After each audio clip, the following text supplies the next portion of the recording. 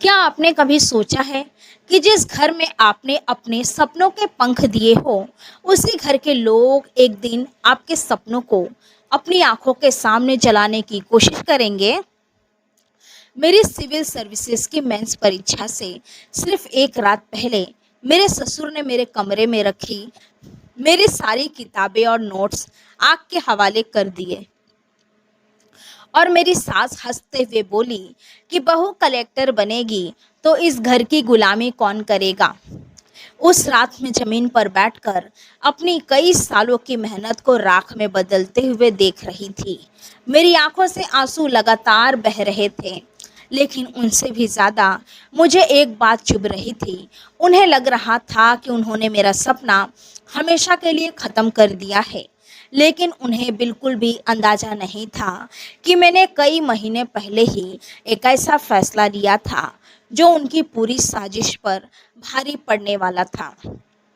उस रात मैंने किसी से कुछ नहीं कहा, बस अपनी जली हुई किताबों की राख मुट्ठी में भरकर भगवान के सामने एक वादा किया कि जिस दिन मैं अपनी मंजिल तक पहुंचूंगी, उस दिन इस राख का हिसाब भी ज़रूर लूंगी। मेरा नाम नंदिनी है। मैं एक साधारण परिवार की बेटी हूँ। मेरे पापा सरकारी स्कूल में शिक्षक थे और माँ एक गृहिणी। हमारे घर में कभी बहुत पैसे नहीं रहे, लेकिन मेरे माता पिता ने मुझे हमेशा सिखाया कि इंसान की सबसे बड़ी दौलत उसकी शिक्षा और उसका चरित्र होता है। बचपन से ही मैं पढ़ाई में बहुत अच्छी थी। जब मैं 7वीं कक्षा में थी, तब पहली बार हमारे जिले की महिला कलेक्टर हमारे स्कूल आई थी। पूरा स्कूल उनके स्वागत में खड़ा था। उनके चेहरे का आत्मविश्वास और लोगों की आंखों में उनके लिए सम्मान देखकर मैंने उसी दिन तय कर लिया था कि एक दिन मैं भी कलेक्टर बनूंगी। उस शाम मैंने पापा से पूछा था कि क्या मैं भी कलेक्टर बन सकती हूँ। पापा ने मेरे सिर पर हाथ फेरते हुए कहा था कि अगर मेहनत करने की हिम्मत है तो दुनिया की कोई ताकत तुम्हें रोक नहीं सकती। वही एक वाक्य मेरी जिंदगी की सबसे बड़ी ताकत बन गया। स्कूल से लेकर कॉलेज तक मैंने सिर्फ पढ़ाई पर ध्यान दिया। मेरे दोस्त घूमने जाते थे, लेकिन मैं लाइब्रेरी में बैठी रहती थी। कई बार लोग मेरा मजाक उड़ाते कि इतनी पढ़ाई करके क्या मिलेगा, लेकिन मैं मुस्कुराकर सबकी बातें सुन लेती थी। कॉलेज खत्म होने के बाद मैंने पूरी लगन से सिविल सर्विसेज की तैयारी शुरू कर दी। मैं रोज सुबह 5 बजे उठती, योग करती, अखबार पढ़ती और फिर देर रात तक पढ़ाई करती। मेरे पापा मेरी हर छोटी बड़ी ज़रूरत पूरी करने की कोशिश करते। कई बार उन्होंने अपनी ज़रूरतें छोड़कर मेरे लिए किताबें खरीदी। मुझे आज भी याद है, एक बार मैंने एक महंगी किताब की बात की थी। अगले दिन पापा वो किताब लेकर आए, लेकिन बाद में माँ ने बताया कि पापा ने अपने लिए नया चश्मा खरीदने का इरादा टाल दिया था ताकि मेरी किताब आ सके। उस दिन मैंने मन ही मन तय कर लिया था कि मैं उनकी हर कुर्बानी का मान रखूंगी। तभी मेरी जिंदगी में शादी की बात आ गई। लड़के का नाम था रोहन। वह बैंक में नौकरी करता था।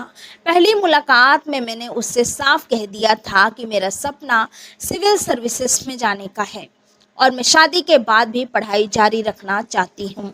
उसने बिना एक पल सोचे कहा था कि मैं तुम्हारे सपने की राह में कभी नहीं आऊँगा।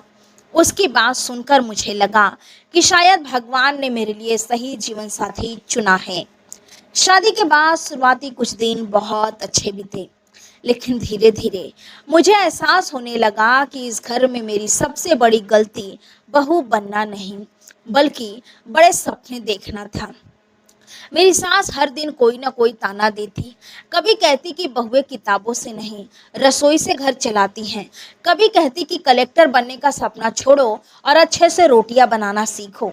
मैं हर बार चुप रह जाती। मुझे लगता था कि समय के साथ सब ठीक हो जाएगा, लेकिन समय के साथ उनका व्यवहार और कठोर होता गया।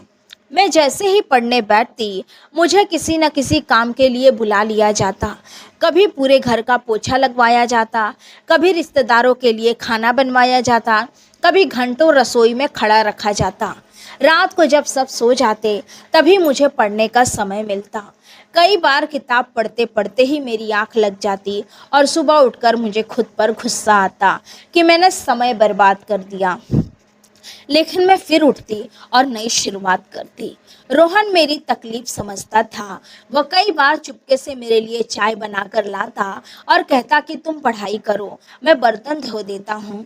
लेकिन यही बात मेरी सास और ससुर को बिल्कुल पसंद नहीं थी। उन्हें लगता था कि मैंने उनके बेटे को अपने वश में कर लिया है। एक दिन ससुर जी ने गुस्से में कहा कि हमारे खानदान की कोई बहू नौकरी नहीं करती और न ही अफसर बनती है। मैंने हाथ जोड़कर सिर्फ इतना कहा कि पिताजी, मुझे एक मौका दे दीजिए। अगर मैं असफल रही तो मैं खुद पढ़ाई छोड़ दूंगी। उन्होंने जोर से हंसते हुए कहा कि लाखों लोग परीक्षा देते हैं और तुम अपने आप को क्या समझती हो। उनकी हंसी मेरे दिल में तीर की तरह चुभ गई। मैं उस दिन अपने कमरे में जाकर बहुत रोई। रोहन ने मुझे संभालते हुए कहा कि दूसरों की बातें नहीं, तुम्हारी मेहनत तुम्हारा भविष्य तय करेगी। मैंने आंसू पोंछे और पहले से भी ज्यादा मेहनत शुरू कर दी। कुछ महीनों बाद प्रीलियम का रिजल्ट आया और मैं पास हो गई। मेरे पापा खुशी से रो पड़े। माँ ने मंदिर में प्रसाद चढ़ाया, लेकिन ससुराल में किसी ने मुझे बधाई तक नहीं दी। मेरी सास ने सिर्फ इतना कहा कि अभी कलेक्टर नहीं बन गई हो। उनकी बात सुनकर मैंने मुस्कुराने की कोशिश की, लेकिन अंदर ही अंदर मेरा दिल टूट गया। अब मेंस परीक्षा में सिर्फ 2 महीने बचे थे। मैंने अपनी पूरी जान लगा दी, दिन में घर का सारा काम और रात में पढ़ाई। इसी बीच मुझे महसूस होने लगा कि मेरी गैर मौजूदगी में कोई मेरे घर में आता है। कभी किताबें अपनी जगह से हट जाती, कभी नोट्स गायब हो जाते, तो कभी मेरे बनाए हुए शेड्यूल फट जाते। पहले मुझे लगा कि शायद यह मेरा वहम है, लेकिन एक दिन मेरी सबसे महत्वपूर्ण नोटबुक ही गायब हो गई। मैंने पूरा घर छान मारा, लेकिन वो कहीं नहीं मिली। शाम को मैंने अपनी सास को पड़ोसन से कहते हुए सुना कि बहुओं को ज्यादा पढ़ाने का यही नतीजा होता है, घर बर्बाद हो जाता है। उस दिन पहली बार मुझे लगा कि मेरी मेहनत को कोई जानबूझकर बर्बाद कर रहा है। रात को मैंने सारी बात रोहन को बताई। वो कुछ देर तक चुप रहा, फिर उसने कहा कि नंदिनी, आज से अपने हर नोट की डिजिटल कॉपी बनाना शुरू कर दो। मैंने पूछा कि अचानक ऐसा क्यों कह रहे हो। उसने मेरी आंखों में देखते हुए कहा कि बस मेरी बात मान लो। मुझे नहीं पता था कि रोहन को पहले ही किसी ऐसी साजिश की भनक लग चुकी थी जो मेरी जिंदगी की सबसे बड़ी परीक्षा बनने वाली थी। उस रात रोहन की बात मेरे मन में बार बार घूमती रही। उसने कभी पहले इस तरह जोर देकर मुझे किसी बात के लिए नहीं कहा था। मैंने बिना कोई सवाल किए उसी रात अपना लैपटॉप खोला और अपने सभी नोट्स, उत्तर लेखन की कॉपी, करंट अफेयर्स की फाइलें और महत्वपूर्ण दस्तावेज स्कैन करके अलग अलग फोल्डरों में सेव करने लगी। काम खत्म होते होते सुबह के 4 बज चुके थे। मेरी आंखों में नींद से भारी थी, लेकिन मन में एक अजीब सी बेचैनी थी। अगले दिन मैंने उन सभी फाइलों को एक कॉपी क्लाउड स्टोरेज पर अपलोड कर दी और दूसरी कॉपी एक छोटे से पेन ड्राइव में सेव करके अपने मायके में रखी पुरानी किताबों के बीच छिपा दी। मुझे तब भी नहीं पता था कि यह छोटा सा फैसला एक दिन मेरी पूरी जिंदगी बचा लेगा। मेंस परीक्षा में अब सिर्फ 10 दिन बचे थे। मैं हर मिनट का हिसाब रखकर पढ़ाई कर रही थी, लेकिन इसी दौरान घर का माहौल अचानक बदलने लगा। मेरी सास पहले से ज्यादा मीठा व्यवहार करने लगी। वो बिना कहे मुझे चाय देने लगी। कभी मेरे लिए फल काट देती तो कभी कहती कि बहू, ज्यादा मत पढ़ो, सेहत भी जरूरी है। उनका यह बदला हुआ व्यवहार मुझे अजीब लग रहा था। जो महिला मुझे किताब हाथ में देखते ही ताने मारती थी, वही अचानक मेरी चिंता क्यों करने लगी। मैंने यह बात रोहन को बताई। उसने कुछ देर सोचा और बोला कि सावधान रहना, क्योंकि कभी कभी अचानक मिलने वाली मिठास के पीछे बहुत कड़वाहट छिपी होती है। उसकी बात सुनकर मेरे मन की बेचैनी और बढ़ गई। अगले दिन मैं बाजार से लौट रही थी, तभी मैंने घर के बाहर ससुर जी को किसी अजनबी आदमी से धीरे धीरे बात करते देखा। जैसे ही उन्होंने मुझे आते देखा, दोनों तुरंत चुप हो गए। वह आदमी बिना मेरी तरफ देखे वहां से चला गया।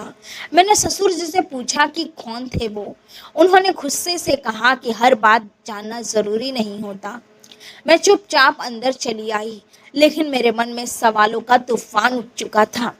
उसी रात जब मैं पानी लेने के लिए रसोई में गई, तब स्टोर रूम से धीमी आवाजें आ रही थी। मैंने दरवाजे के पास जाकर सुना। मेरी सास कह रही थी कि अगर यह परीक्षा दे देगी तो फिर इसे रोकना मुश्किल हो जाएगा। ससुर जी ने जवाब दिया कि चिंता मत करो, कल रात के बाद इसकी सारी तैयारी खत्म हो जाएगी। मेरी सांसें जैसे रुक गई। मैं कुछ और सुन पाती उससे पहले किसी बर्तन के गिरने की आवाज हो गई। दोनों तुरंत बाहर आ गए। मैं जल्दी से अपने कमरे में लौट आई और ऐसे लेट गई जैसे गहरी नींद में हूँ। पूरी रात मेरी आंखों में नींद नहीं आई। मैं बार बार सोचती रही कि आखिर वे लोग क्या करने वाले हैं। अगले दिन मैंने अपने सारे नोट्स फिर से चेक किए। सब कुछ अपनी जगह था। शाम को रोहन ऑफिस से लौटा तो मैंने उसे सारी बात बता दी। उसका चेहरा गंभीर हो गया। उसने कहा कि आज रात अपने कमरे का दरवाजा अंदर से बंद कर लेना और किसी भी आवाज पर मत खोलना। मैंने पूछा कि क्या बात है, लेकिन उसने सिर्फ इतना कहा कि मुझे कुछ ठीक नहीं लग रहा। उस रात हम दोनों देर तक पढ़ाई और बातचीत करते रहे। लगभग 11 बजे रोहन को उसके बैंक से एक इमरजेंसी कॉल आया। किसी सिस्टम की समस्या के कारण उसे तुरंत शाखा जाना पड़ा। उसके जाने से पहले मेरा माथा चूमा और कहा कि मैं जल्दी लौट आऊँगा, तुम बस दरवाज़ा मत खोलना। उसके जाते ही घर में अजीब सी खामोशी छा गई। मैं पढ़ाई करती रही। रात लगभग 1:30 बजे मुझे बाहर किसी के चलने की आवाज़ सुनाई दी। पहले लगा शायद मेरा भ्रम हो, लेकिन फिर किसी ने फुसफुसाने की आवाज़ आई। मेरा दिल जोर जोर से धड़कने लगा। मैं धीरे से खिड़की के पास गई। पर्दे की हल्की दरार से देखा तो मेरे होश उड़ गए। आंगन में मेरे ससुर मिट्टी का तेल लिए खड़े थे और मेरी सास के हाथ में मेरे कमरे की डुप्लीकेट चाबी थी। मैं तुरंत पीछे हट गई। मेरे हाथ कांपने लगे। तभी मुझे रोहन की बात याद आई, दरवाजा मत खोलना। अगले ही पल बाहर से चाबी घुमाने की कोशिश हुई, लेकिन मैंने अंदर से कुंडी लगा रखी थी। सास गुस्से में बोली कि दरवाजा क्यों नहीं खुल रहा। ससुर ने धीमी आवाज में कहा कि रहने दो, दूसरा रास्ता अपनाते हैं। मैं समझ नहीं पा रही थी कि वे क्या करने वाले हैं। तभी मुझे खिड़की से धुएं की हल्की गंध आने लगी। मैंने पर्दा हटाकर देखा तो मेरे कमरे के बाहर रखी लकड़ी और पुराने अखबारों पर मिट्टी का तेल डाला जा चुका था। मेरा गला सूख गया। मैं तुरंत मोबाइल उठाकर रोहन को फ़ोन करने लगी, लेकिन उसका फ़ोन स्विच ऑफ आ रहा था। मैंने पापा को फ़ोन मिलाया, लेकिन नेटवर्क बार बार टूट रहा था।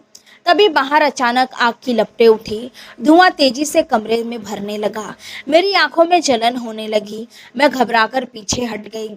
उसी समय मेरी नज़र कमरे की दूसरी खिड़की पर गई, जो पिछवाड़े की तरफ खुलती थी।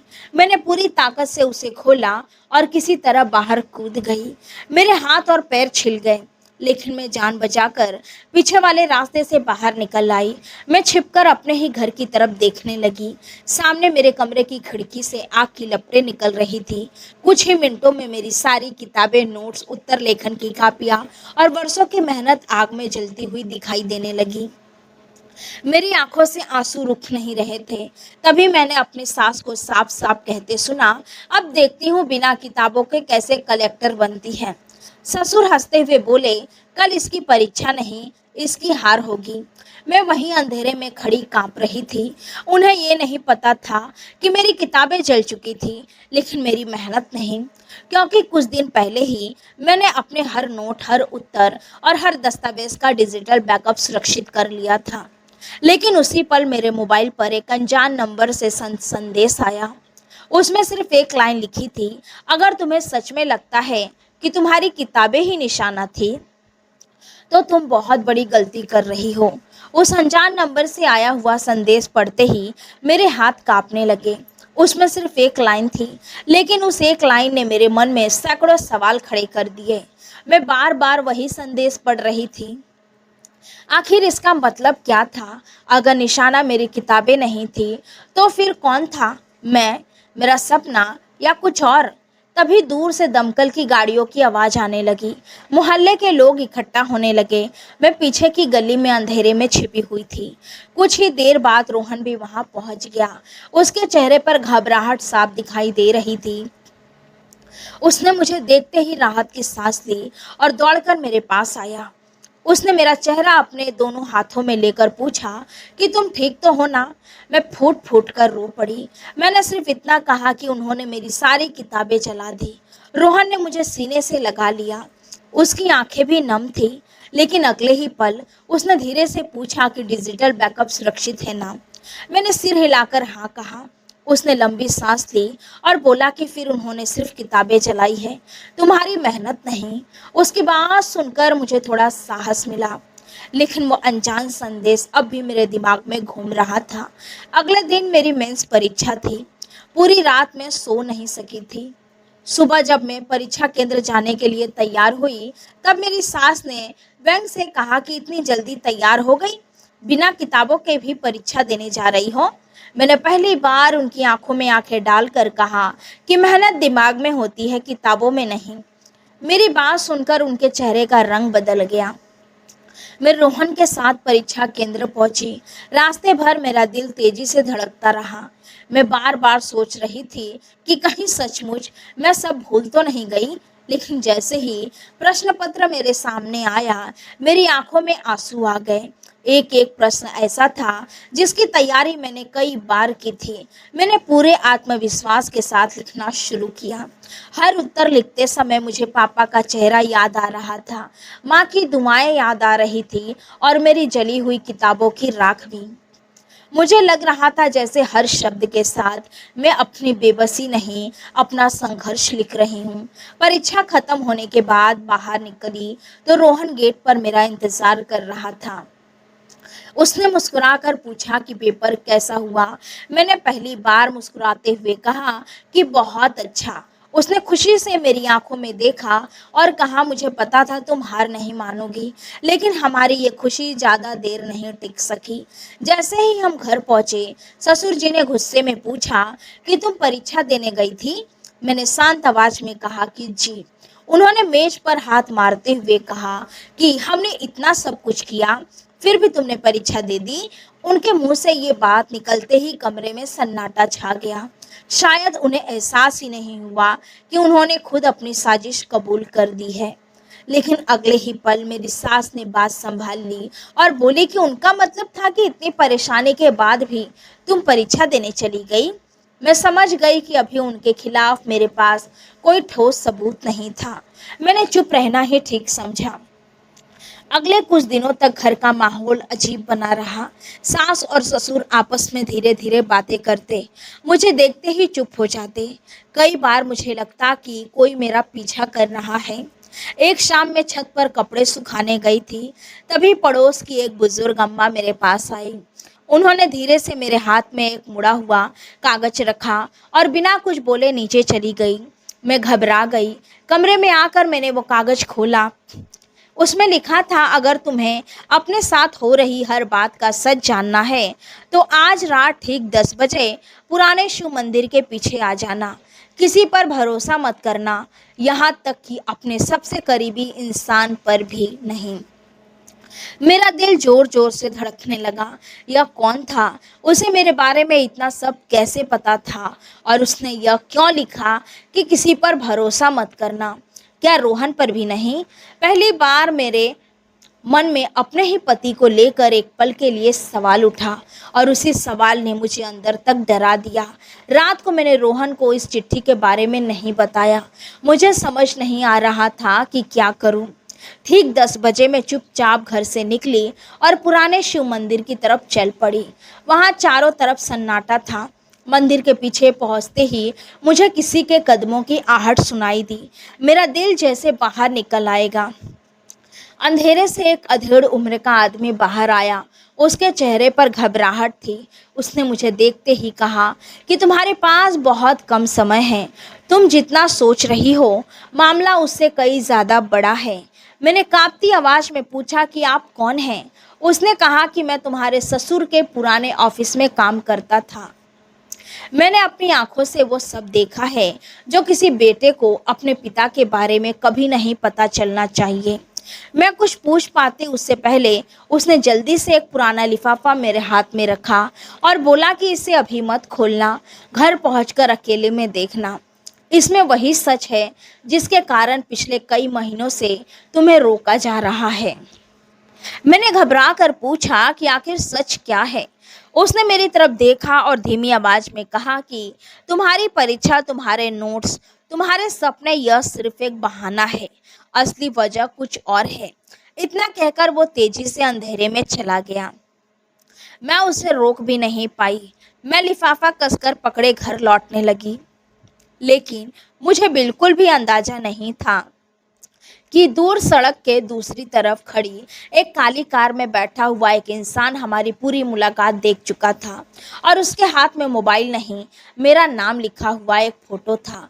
मैं पूरे रास्ते उस लिफाफे को अपने सीने से लगाए घर लौट रही थी। मेरे कदम तेज थे, लेकिन दिल उससे भी ज़्यादा तेज धड़क रहा था। बार बार ऐसा लग रहा था जैसे कोई मेरा पीछा कर रहा हो। मैंने कई बार पीछे मुड़कर देखा, लेकिन सड़क पर दूर दूर तक कोई दिखाई नहीं दिया। फिर भी मन मानने को तैयार नहीं था। जैसे तैसे मैं घर पहुंची। पूरे घर में अंधेरा था। सास और ससुर के कमरे की लाइट बंद थी। रोहन भी सोया हुआ दिखाई दे रहा था। मैं धीरे से अपने कमरे में गई, दरवाजा अंदर से बंद किया और कांपते हाथों से वो लिफाफा खोलने लगी।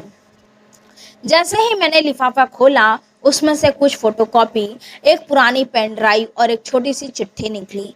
चिट्ठी पर लिखा था कि अगर यह कागज़ तुम्हारे हाथ में पहुँचे हैं तो समझ लो कि अब तुम्हें सिर्फ अपनी परीक्षा नहीं, अपनी ज़िंदगी भी बचानी है।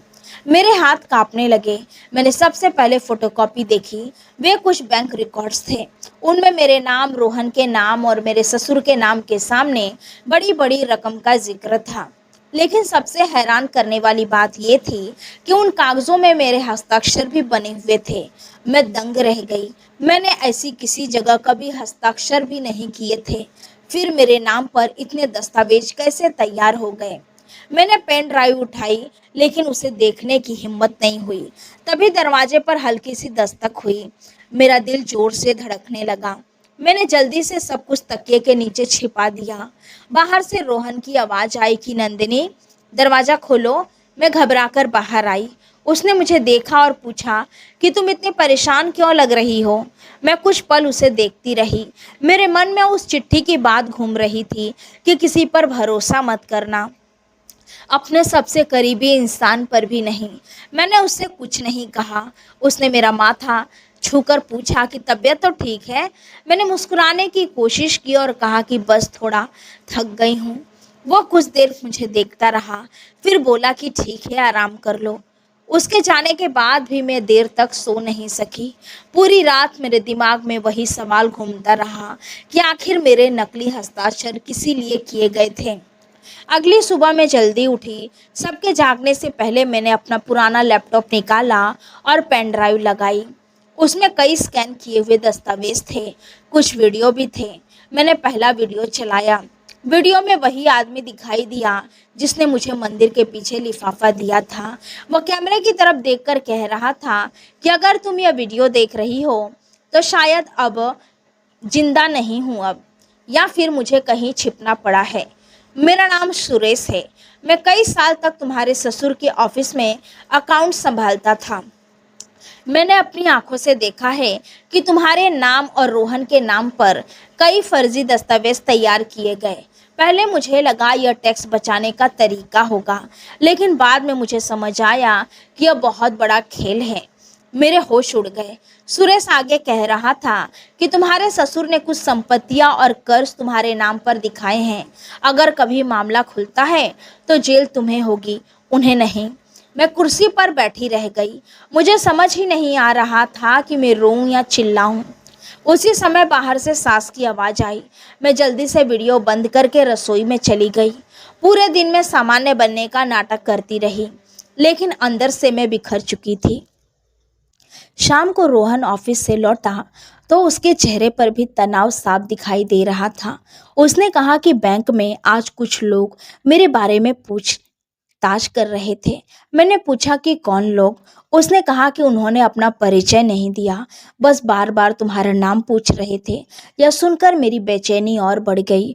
उसी रात मैंने फैसला किया कि अब मैं किसी भरोसेमंद वकील से मिलूंगी। अगले दिन मैंने बहाना बनाया कि मुझे लाइब्रेरी जाना है। मैं सीधे शहर के एक अनुभवी वकील के ऑफिस पहुंची। मैंने उन्हें सारे दस्तावेज दिखाए। उन्होंने ध्यान से सब कुछ देखा। फिर अचानक उनका चेहरा गंभीर हो गया।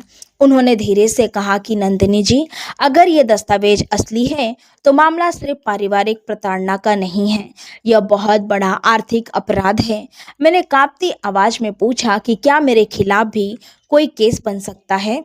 उन्होंने गहरी सांस लेकर कहा कि अगर समय रहते सच सामने नहीं आया तो कानून की नज़र में इन कागजों के आधार पर सबसे पहले आरोपी आप ही होंगी।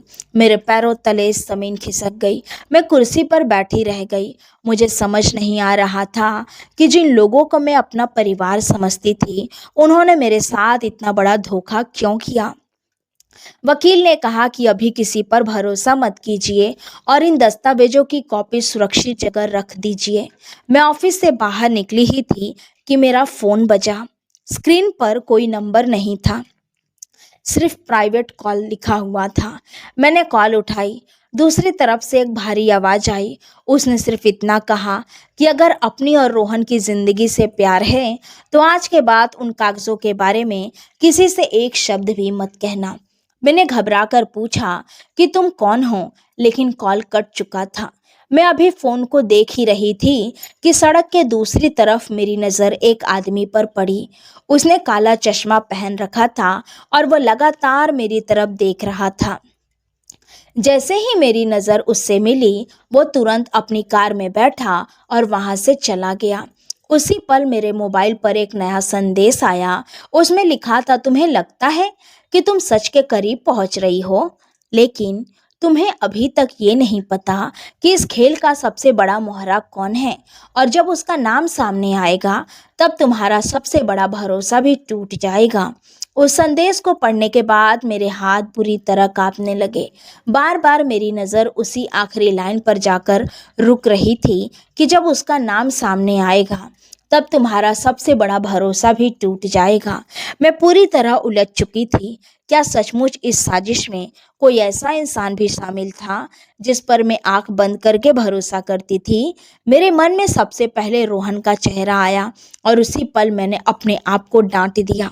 जिस इंसान ने हर कदम पर मेरा साथ दिया, क्या मैं उसी पर शक कर सकती हूँ?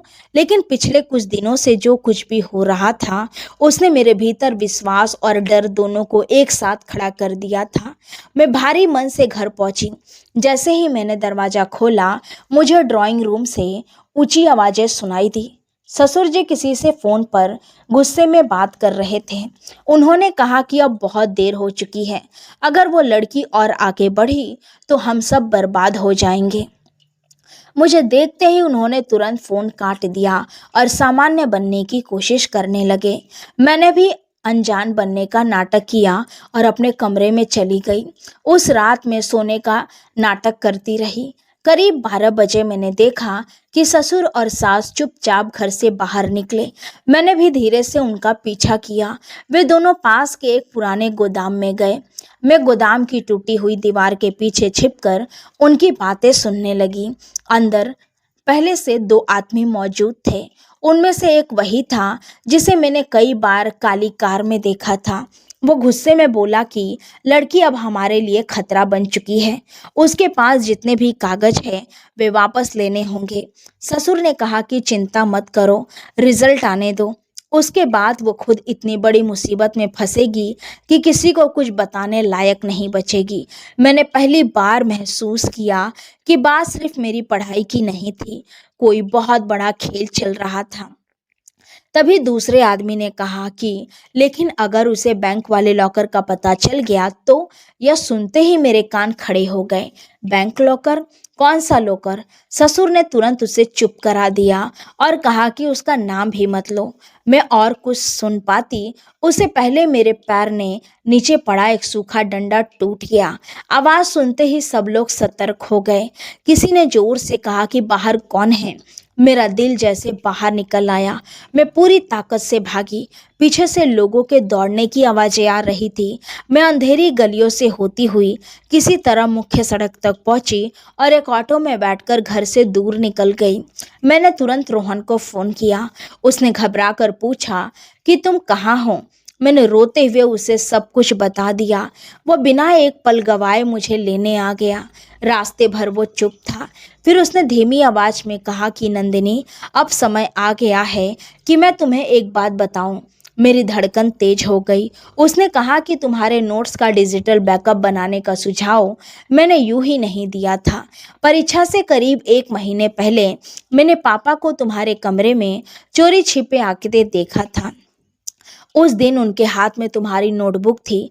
जब उन्होंने मुझे देखा तो बोले कि बस ऐसे ही देख रहा था कि बहू क्या पढ़ती है, लेकिन उनकी आंखें कुछ और कह रही थी। उसी दिन से मुझे शक हो गया था कि वे तुम्हारी पढ़ाई के खिलाफ कुछ बड़ा करने वाले हैं। इसीलिए मैंने तुम्हें बैकअप बनाने के लिए कहा। मैं हैरानी से उसे देखती रह गई। मैंने पूछा कि फिर तुमने मुझे पहले सब क्यों नहीं बताया। उसने दुखी होकर कहा कि मैं बिना सबूत के अपने ही माता पिता पर आरोप नहीं लगा सकता था।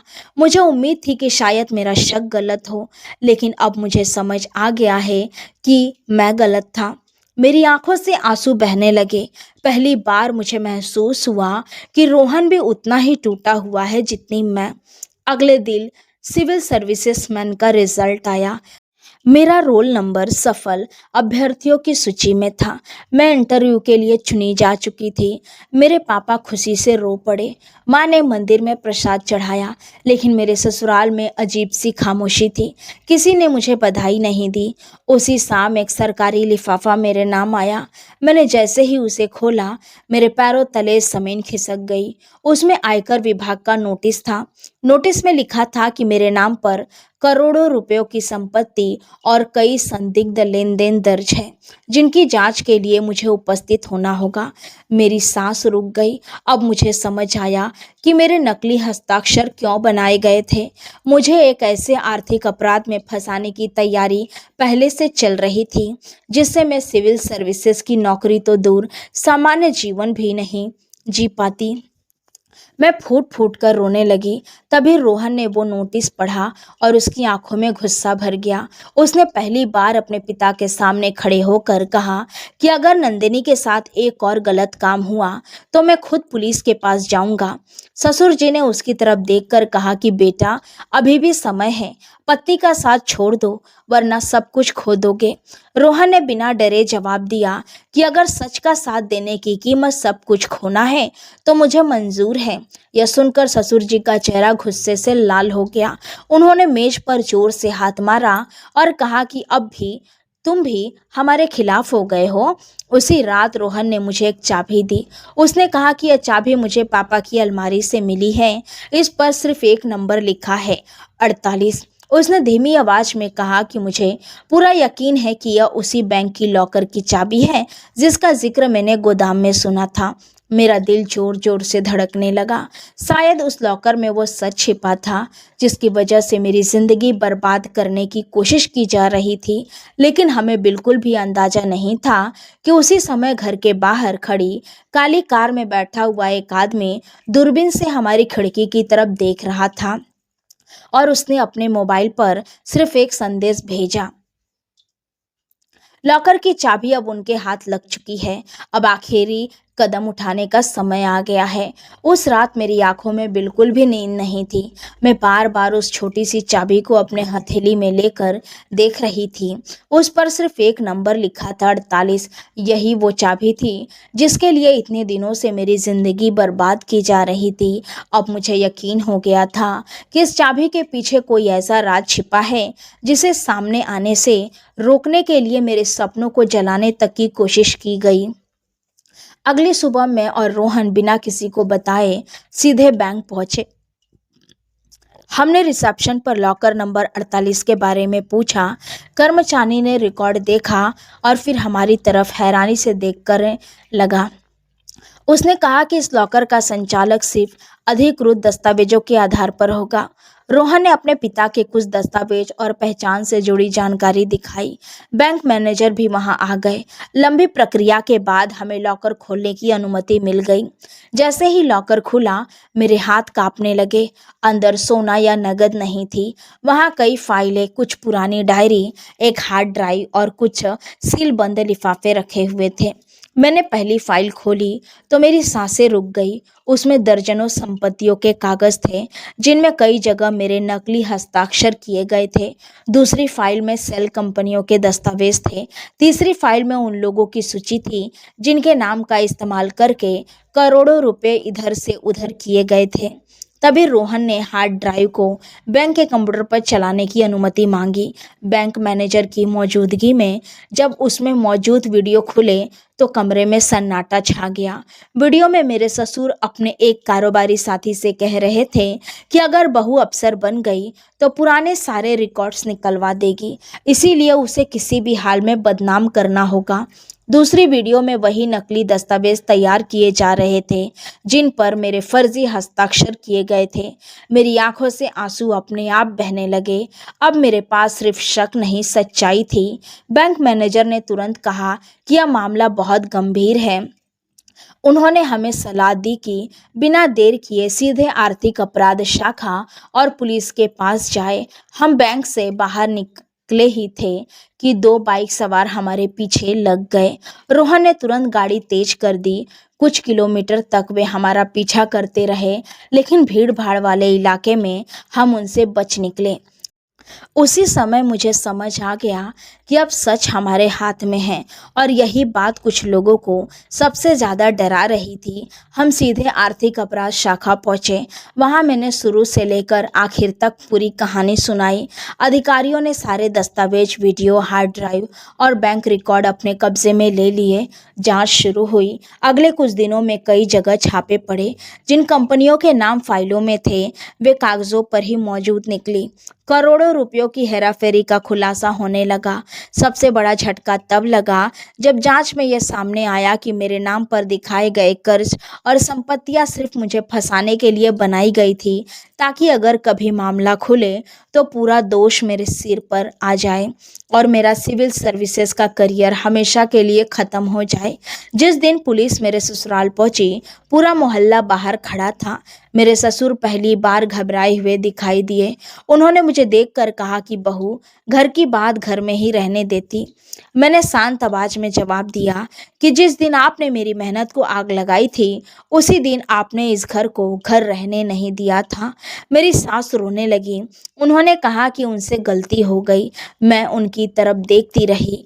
मुझे उनके आंसू देखकर भी कोई सुकून नहीं मिला, क्योंकि मुझे अपनी जली हुई किताबें, अपने माता पिता की कुर्बानियाँ और वो रात याद आ रही थी जब मैं धुएं के बीच अपनी जान बचाकर भागी थी। कुछ महीनों तक अदालत में सुनवाई चलती रही। हर सुनवाई में नए सबूत सामने आते गए। आखिरकार अदालत ने आर्थिक अपराध, जालसाजी, फर्जी हस्ताक्षर, धोखाधड़ी और साजिश के आरोपों में मेरे ससुर और उनके साथियों को दोषी ठहराया। मेरी सास को अपराध छिपाने और सहयोग करने के लिए कानूनी सजा मिली। अदालत ने अपने फैसले में साफ कहा कि किसी महिला के सपनों को कुचलना, उसे झूठे मामलों में फंसाने की कोशिश करना और उसके भविष्य को बर्बाद करने की साजिश करना एक गंभीर अपराध है। फैसला सुनते ही मेरी आंखों से आंसू बह निकले। इतने दिनों का दर्द जैसे एक पल में बाहर आ गया। कुछ सप्ताह बाद सिविल सर्विसेज का अंतिम परिणाम घोषित हुआ। उस सुबह मेरे हाथ कांप रहे थे। मैंने वेबसाइट खोली, रोल नंबर दर्ज किया। कुछ सेकेंड बाद स्क्रीन पर मेरा नाम दिखाई दिया। मैं भारतीय प्रशासनिक सेवा के लिए चयनित हो चुकी थी। मैं जोर जोर से रोने लगी। माँ ने मुझे गले लगा लिया। पापा की आंखों से खुशी के आंसू रुक नहीं रहे थे। उन्होंने सिर्फ इतना कहा कि बेटी, आज हमारी नहीं, मेहनत की जीत हुई है। रोहन मेरी तरफ देख रहा था। उसकी आंखों में गर्व था। उसने मुस्कुरा कर कहा कि मुझे पता था कि तुम्हें कोई रोक नहीं सकता। प्रशिक्षण पूरा होने के बाद मेरी पहली पोस्टिंग उसी राज्य में हुई। संयोग ऐसा था कि एक दिन मुझे उसी जिले के एक सरकारी कार्यक्रम में मुख्य अतिथि बनकर जाना पड़ा, जहां कभी लोग मुझे ताने देते थे।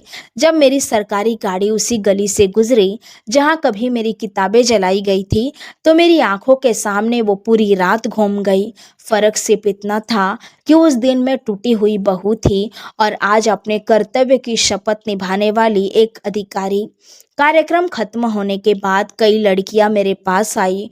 उनमें से एक ने कहा कि मैडम, लोग कहते हैं कि शादी के बाद लड़कियों के सपने खत्म हो जाते हैं। मैंने मुस्कुराकर उसका हाथ पकड़ा और कहा कि सपने शादी से नहीं, हार मान लेने से खत्म होते हैं। उस शाम जब मैं घर लौटी तो मैंने अपने अलमारी खोली। उसमें आज भी एक छोटी सी शीशी रखी थी। उसी शीशी में मैंने उन जली हुई किताबों की थोड़ी सी राख संभाल कर रखी थी। मैंने उसे हाथ में लिया और आंखें बंद कर ली। मुझे लगा जैसे वो राख आज मुझसे कह रही हो कि दर्द कभी व्यर्थ नहीं जाता।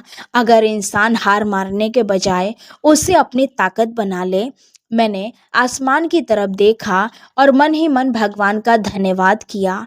उस रात मैंने अपनी डायरी में सिर्फ एक लाइन लिखी, उन्होंने मेरी किताबें जलाई थी लेकिन मेरी हिम्मत नहीं जला पाए, और शायद यही मेरी ज़िंदगी की सबसे बड़ी जीत थी। अगर मेरी यह कहानी आपके दिल को छू गई हो और आपको लगा हो कि हिम्मत, मेहनत और सच की ताकत किसी भी साजिश से बड़ी होती है, तो इस वीडियो को लाइक ज़रूर करें। कमेंट में बताइए कि कहानी का कौन सा पल आपको सबसे ज़्यादा भावुक या चौंकाने वाला लगा। और ऐसी ही दिल को छू लेने वाली इमोशनल, पारिवारिक और सस्पेंस से भरपूर कहानियाँ सुनने के लिए हमारे चैनल को सब्सक्राइब करें और बेल आइकन ज़रूर दबाएं। मिलते हैं अगली कहानी में एक और ऐसे सच के साथ जो शायद आपकी सोच हमेशा के लिए बदल दे।